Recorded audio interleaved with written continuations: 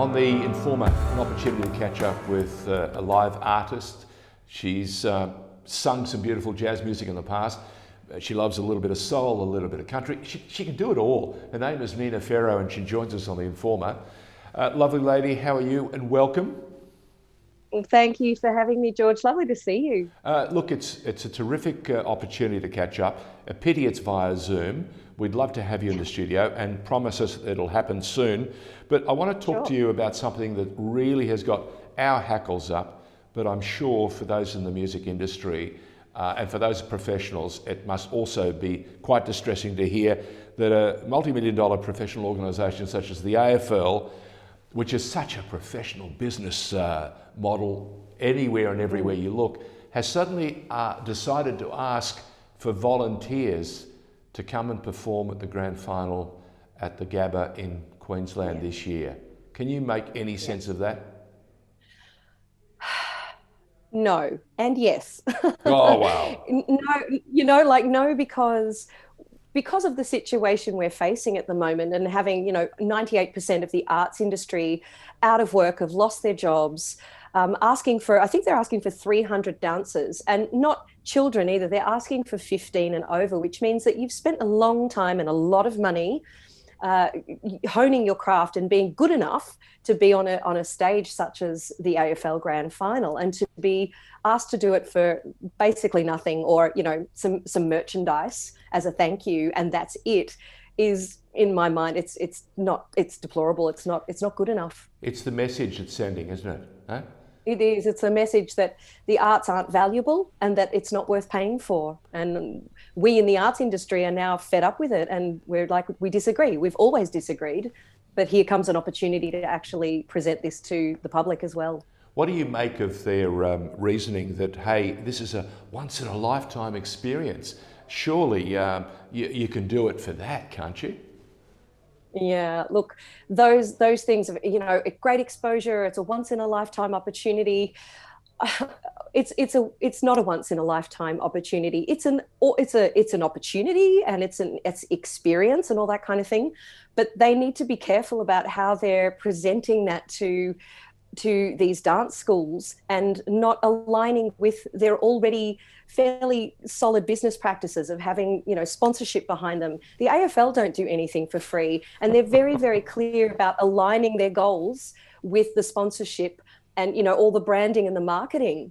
So, why can't they do the same thing for us in the arts industry?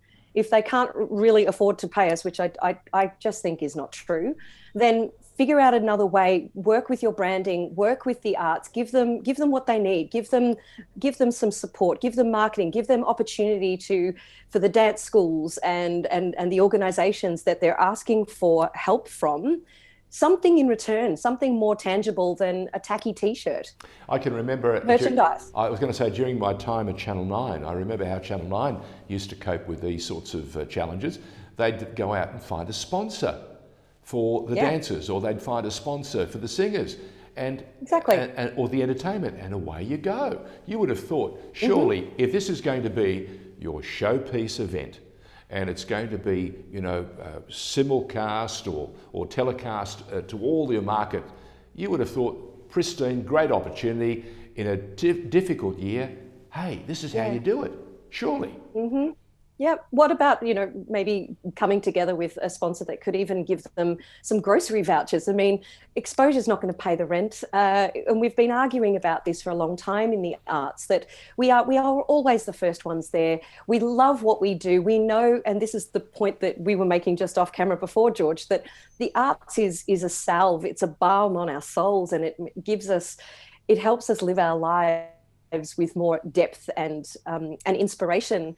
And I think it's really unfortunate when people don't consider that the people who actually do this are still living, breathing humans that need to live. And especially right now, I think it was poor form for them not to think it through and to perhaps come to the table and help support it. I just feel like the AFL have never really supported the arts. They tend to exploit it more than they help. And I thought about this yesterday as well, that there are people paying good money for their memberships.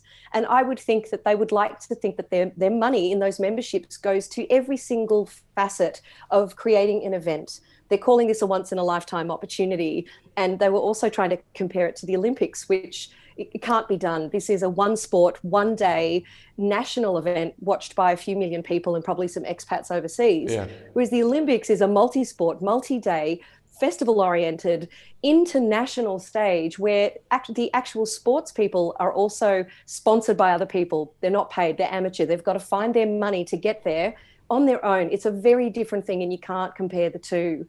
So that's why we're angry and we're distressed about this, and we've been up in arms, and we've been trying to get as much of this into the public eye, because we as artists know this is happening. But the public probably doesn't, and they need to know. We're happy to inform the public about what's going on behind the scenes as much as anyone. What I'd like to know is, have you heard anything from the AFL? Have they come back and maybe made a compromise offer? Or is it still come up and we'll look after you? To be honest, I haven't heard of anything since the initial statement that they released, trying to justify what they were asking for, but still not coming to the party in any way. And I think they did admit to the fact that they had made an error by accidentally asking for professional dancers when what they were wanting were amateur dancers. But still, I've spoken to dancers and my friend Erin Kennedy, who was the one who flagged this in the first place, that, you know, these dancers are 15 and over. So they want dancers who can actually really do the job well. Of course you would. You don't want your national event to be a complete farce by not having a good enough quality event or good enough quality performers. That's the point. They're all quality performers. They're working hard. They deserve to be recognised in a much better way than they've been recognised so far. Hear, hear. It's grand final day. You want the players to play at the top of their powers. You want the singers to sing at the height of their powers, and you want the dancers and everybody else involved to do the job to the best of their ability. So 100% behind you. By the way, how difficult have things been for the live entertainment scene? You work with so many people. You're right in the middle of it. I know that performing is like getting, a fantastic injection of energy and good health. What's it meant to you over the last few months?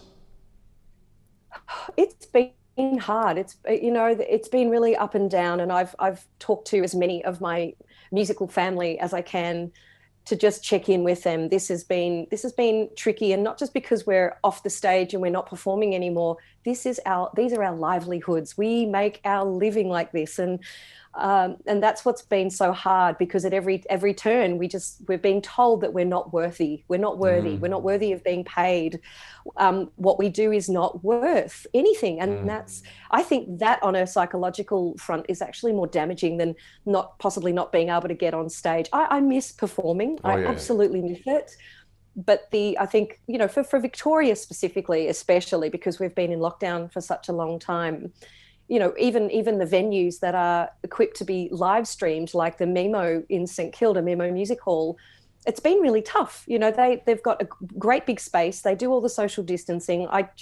It's been really upsetting that the government haven't been able to just allow some form of entertainment to keep going. I understand, look, we won't get into that argument because everyone's on a different side here. It's been tricky. It has been really tricky. And because I lived in London for so long too, I'm talking to my friends there, and they're coming up against the same things we are. Their government are calling them unskilled, retrain, you're not worth it. Wow. And I'm sorry, but my 10 years in London was all about the experience of, just experience of life, those experiences you could have, the West End and everyone known to man coming through London and creating a concerts, and people flew to London to see the latest big acts because they would go to London and then New York and then wherever. So it's been hard. It's been hard.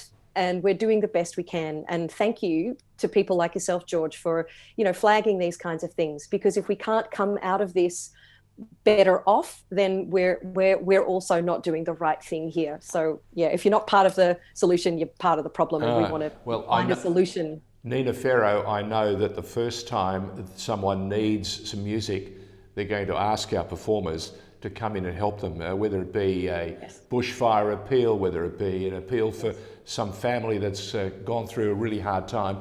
And yet here, where you guys need support, we need to come to the party and help you.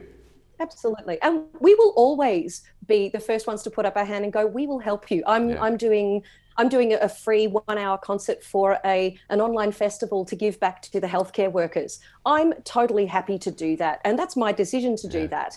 There's a non-profit organization. They just want to do something really, really worthwhile for our healthcare workers on the front line, who are also doing it really tough for different reasons again.